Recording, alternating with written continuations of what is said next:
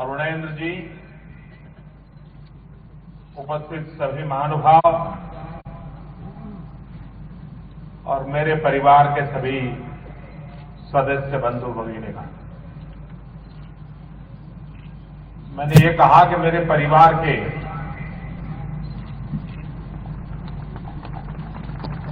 बड़ी देर लग रही है आपको।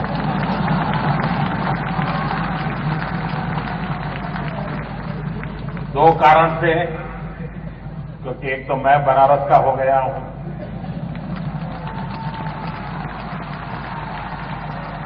और दूसरा बचपन से एक ही याद रही है, वो है रेल।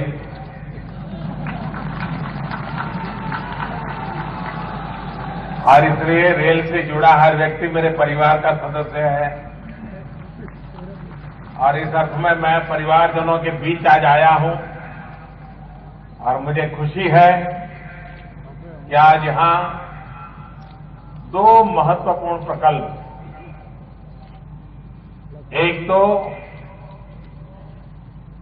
4,500 हॉर्स पावर कैपेसिटी का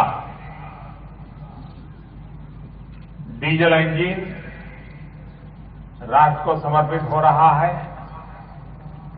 और ये हमारी कैपेबिलिटी है।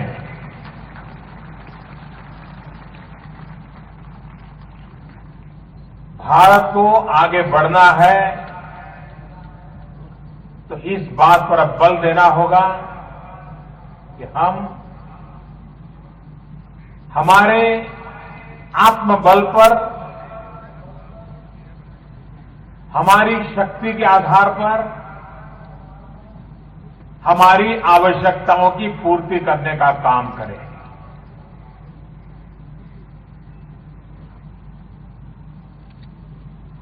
एक समय था यह देश पेट भरने के लिए अन्न बाहर से लाता था। जब विदेशों से अन्न आता था तब हमारा पेट भरता था। लेकिन एक देश में एक ऐसे महापुरुष हुए जिसने बीड़ा उठाया, देश के किसानों को ललकारा, आह्वान किया, उनको प्रेरणा दी, जय जवान जय किसान का मंत्र दिया और देश के किसानों ने अन्न के भंडार भर दिए। आज हिंदुस्तान अन्न विदेशों में दे सके, ये ताकत आ गई है और वो काम किया था इसी धरती के लाल बहादुर शास्त्री ने।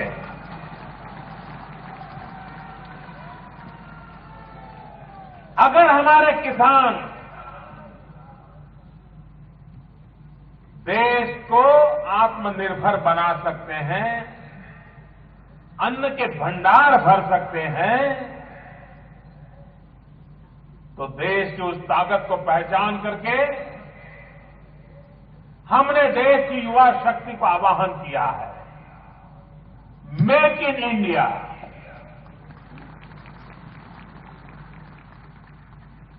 हमारी जितनी आवश्यकताएं हैं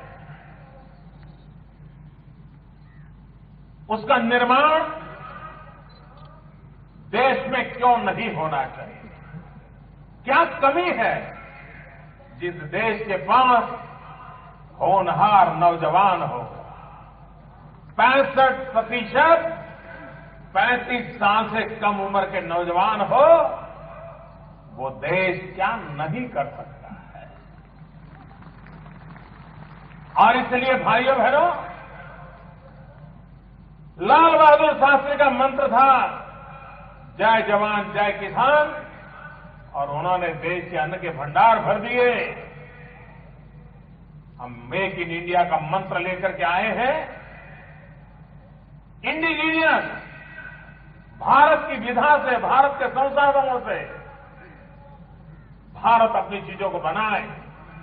आज डिफेंस के क्षेत्र में हर चीज हम बाहर से लाते हैं। अश्रु गैस भी बाहर से आता है, बताइए। रोने के लिए भी बाहर से हमको साधन लाने पड़ते हैं। ये बदलना है मुझे। और उसमें एक महत्वपूर्ण पहल आज आपके यहां से इंडिजीनियस मुझे बताया गया, ये जो इंजन बना है उसमें 96% कंपोनेंट यहीं पर बने हैं, आप ही लोगों ने बनाए हैं। मैंने कहा है वो अब 4% भी नहीं आना चाहिए, मुझे बताइए कैसे करोगे। उन्होंने कहा हम बेड़ा उठाते हैं, हम करेंगे। डिफेंस, सब चीजें हम बाहर से ला रहे हैं, मोबाइल फोन बाहर से ला रहे हैं, बताइए। हमारे देश में हमें एक वायुमंडल बनाना है और इस पर हम कोशिश कर रहे हैं। रेलवे, आपने मुझे जब से प्रधानमंत्री बना हूं, बार बार मेरे मुंह से रेलवे के संबंध में सुना होगा। घूम फिर करके कहीं पर भी भाषण करता हूं तो रेलवे तो आ ही जाते हैं। एक तो बचपन से आदत है और दूसरा मेरा स्पष्ट मानना है, भारत में रेलवे देश को आगे ले जाने की इतनी बड़ी ताकत रखती है, लेकिन हमने उसकी उपेक्षा की है। मेरे लिए रेलवे एक बहुत बड़ी प्राथमिकता है। आप कल्पना कर सकते हो, इतना बड़ा इंफ्रास्ट्रक्चर, इतनी बड़ी संख्या में मैन पावर, इतना पुराना एक्सपीरियंस और विश्व में सर्वाधिक लोगों को ले जाने वाला, लाने वाला, ये इतना बड़ा ऑर्गेनाइजेशन हमारे पास हो, इसको अगर आधुनिक बनाया जाए, इसको अगर टेक्नोलॉजी अपग्रेडेशन किया जाए, मैनेजमेंट परफेक्शन किया जाए, सर्विस ओरिएंटेड बनाया जाए, तो क्या हिंदुस्तान की शक्ल सूरत बदलने में रेलवे काम नहीं आ सकता? भाइयों बहनों, मैं सपना देख करके काम कर रहा हूं और इसलिए रेलवे का तो आगे बढ़ना ही है, लेकिन रेलवे के माध्यम से मुझे देश को आगे बढ़ाना है। और सिर्फ रेल, अब तक क्या हुआ है, रेल मतलब 2-5 किलोमीटर नई पटरी डाल दो, एक आध दो नई ट्रेन चालू कर दो, इसी के आसपास चला है। हम उसमें आमूलचूल परिवर्तन चाहते हैं। उसी प्रकार से ह्यूमन रिसोर्स डेवलपमेंट, हम चाहते हैं कि रेलवे में अभी भी बहुत लोगों को रोजगार मिलने की संभावनाएं है, लेकिन उसकी आर्थिक स्थिति ऐसी है वो हिम्मत नहीं करते। अगर आर्थिक रूप से उसको मजबूत बनाया जाए तो हजारों नौजवानों को रेलवे अभी भी एब्सॉर्ब कर सकता है, इतनी बड़ी ताकत है। और इसलिए योग्य मैन पावर के लिए हम 4 रेल यूनिवर्सिटी बनाना चाहते हैं, हिंदुस्तान के 4 कोने में। उस यूनिवर्सिटी में जो आएंगे उन नौजवानों की शिक्षा दीक्षा होगी और उनको रेलवे के अंदर नौकरी मिलेगी। हमारे कई रेलवे के कर्मचारी हैं, उनके संतानों को अगर वहां पर पढ़ने का अवसर मिलेगा तो अपने आप रेलवे में नौकरी करने के लिए उसकी सुविधा बढ़ जाएगी, उसको भटकना नहीं पड़ेगा। कुछ लोग अफवाहें फैलाते हैं, आप में से कई लोग होंगे जो 20 साल की उम्र के बाद, 22 साल की उम्र के बाद, पढ़ाई करने के बाद रेलवे से जुड़े होंगे। मैं जन्म से जुड़ा हुआ हूं, इसलिए आप लोगों से ज्यादा रेलवे के प्रति मेरा प्यार है, क्योंकि मेरा तो जीवन ही उसके कारण बना है। जो लोग अफवाहें फैला रहे हैं कि रेलवे का प्राइवेटाइजेशन हो रहा है, वो सरासर गलत है। मुझसे ज्यादा इस रेलवे को कोई प्यार नहीं कर सकता और इसलिए ये जो गप चलाए जा रहे हैं, ये जो गप चलाए जा रहे हैं, भाइयों बहनों, न ये हमारी इच्छा है, न इरादा है, न सोच है। हम इस दिशा में कभी जा नहीं सकते हैं। आप चिंता मत कीजिए।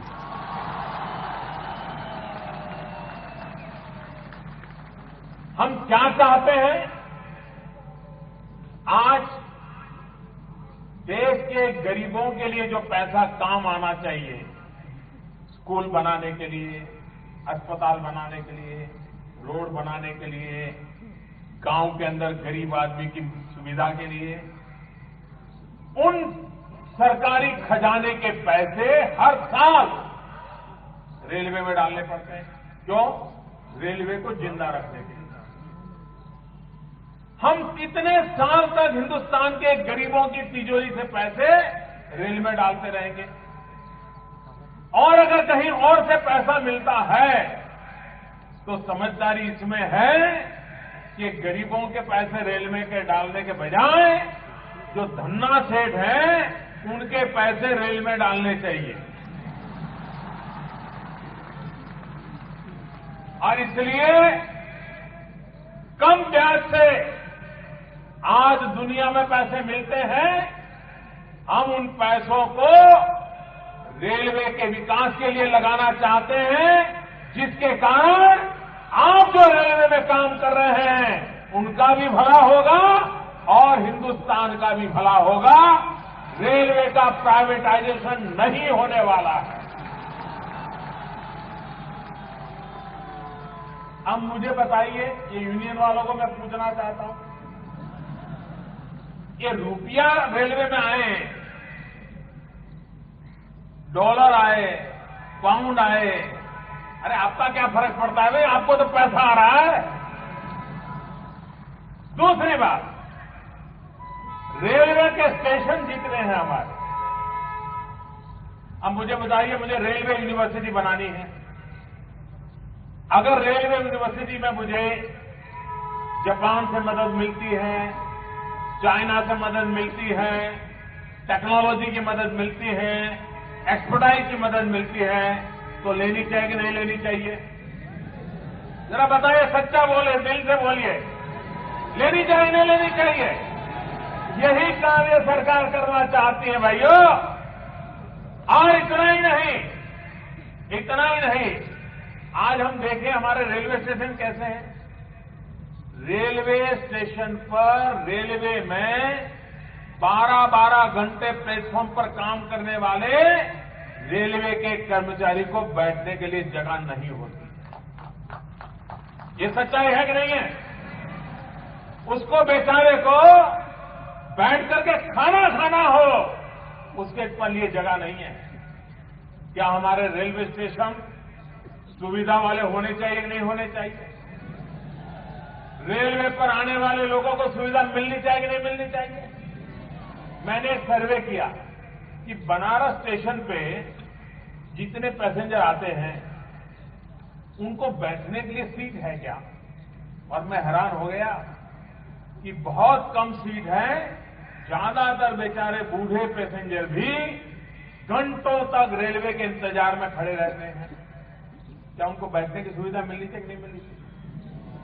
मैंने क्या किया, मेरे एमपी लेड का जो फंड था, मैंने रेलवे वालों को कहा कि आप सबसे ज्यादा जितनी बेंच लगा सकते हो प्लेटफॉर्म पर लगाओ, ताकि यहां गरीब से गरीब व्यक्ति को रेलवे के इंतजार में बैठा है तो उसको बैठने की जगह मिले।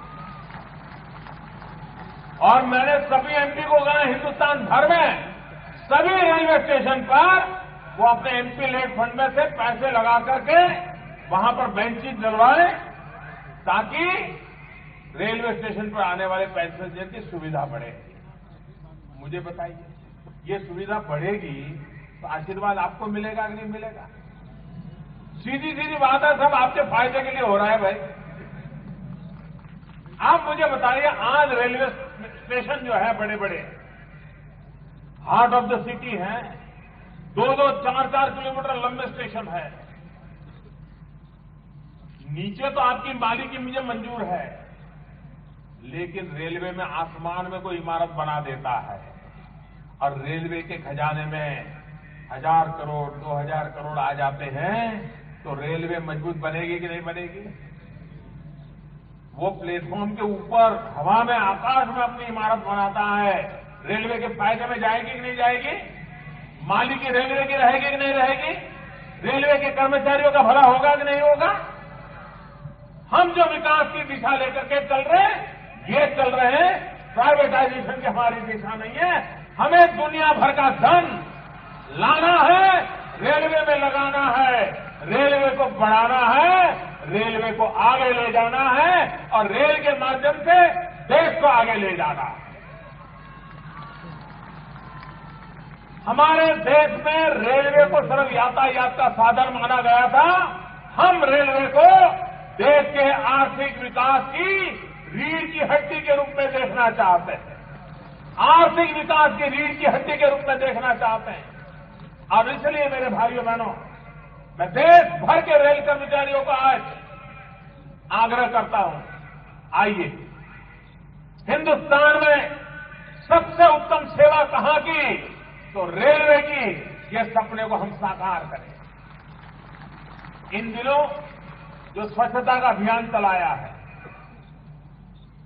कभी कभी कभार ट्विटर पर खबरें सुनने को मिलती है, लोग बताते कि साहब मैं पहले भी रेलवे में जाता था, अब भी जाता हूं, लेकिन अब जरा डिब्बे साफ सुथरे नजर आते हैं, सफाई दिखती है। देखिए लोगों को कितना संतोष मिलता है, आशीर्वाद मिलता है।